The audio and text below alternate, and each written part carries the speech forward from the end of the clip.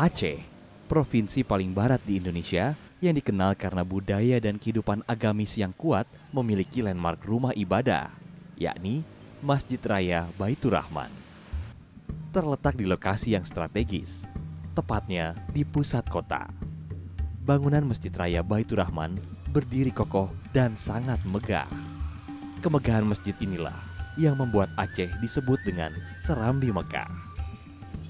Untuk bisa masuk ke dalam masjid, Anda diharuskan memakai pakaian yang sopan sesuai kebutuhannya. Setelah itu, barulah Anda akan melewati pintu gerbang yang berhiaskan ukiran. Pembangunan masa lalu itu persis seperti ini, ukuran-ukuran Arab ya, ukuran-ukuran Arab. Karena kita ini Aceh campuran dengan agama lain, tapi sangat otentik kepada prasejarah. Nah, sejarah tulisan-tulisan kuno dulu, nah, sehingga ada bentuk-bentuk tulisan yang seperti sekarang itu monumen yang ada di depan masjid raya itu. Di halaman masjid terdapat sebuah kolam besar dan rerumputan yang tertata rapi.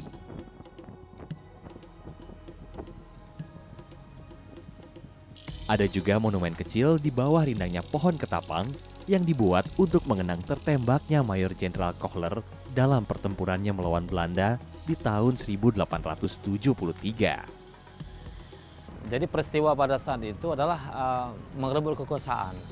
Dari sini adalah ini adalah suatu bangunan yang ingin ditempati oleh ya kerajaan pada saat itu ya, saat pemimpinan itu. Jadi sehingga merebut kekuasaan supaya biar di sinilah tempat mereka itu menetap sebagai tempat posko tempat mereka musyawarah atau apa ya.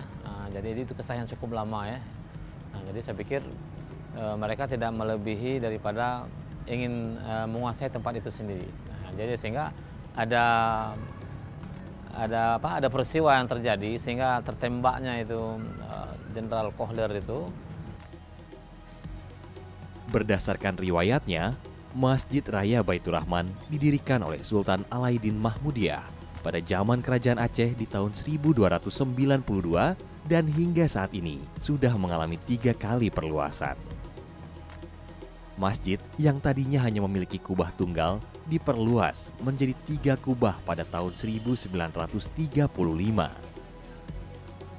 Di tahun 1968 menjadi 5 kubah dan kemudian di tahun 1981 diperluas menjadi 7 kubah.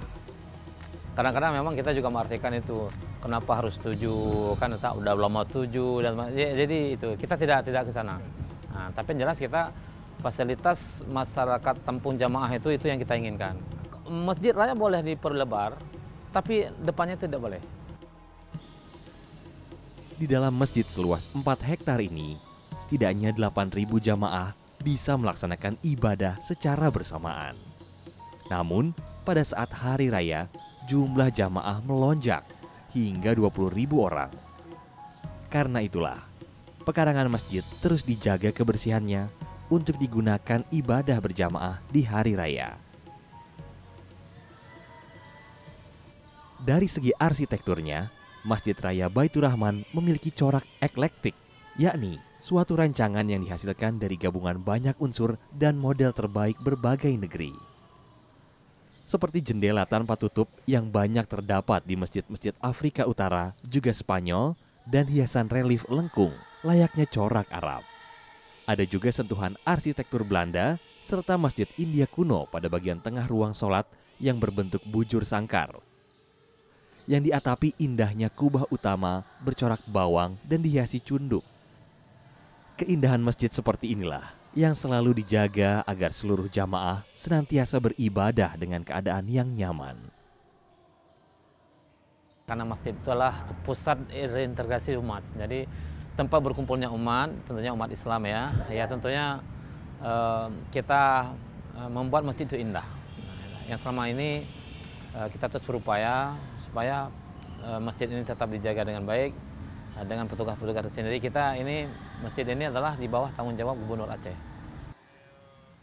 Di balik semua pesona Masjid Raya Baitur Rahman, ketertarikan umat datang ke sini adalah untuk menyaksikan sendiri bagaimana masjid ini tetap berdiri kokoh ketika gempa dan tsunami di tahun 2004 justru meluluh lantahkan Aceh dan memakan ribuan korban jiwa. Sekian derasnya air, sampai ke pekarangan masjid ini air itu tidak kencang lagi. Banyak masyarakat itu, ribuan masyarakat yang puluhan ribu ya masyarakat yang diselamatkan sama Allah di sini, di masjid ini. Rumah Tuhan, sesuai dengan namanya, akan selalu dijaga oleh umat Tuhan dan tentu si empunya rumah itu sendiri. Maka, jika Anda berkunjung ke Aceh, sempatkanlah datang ke masjid bersejarah yang juga menjadi salah satu tempat bukti kebesarannya.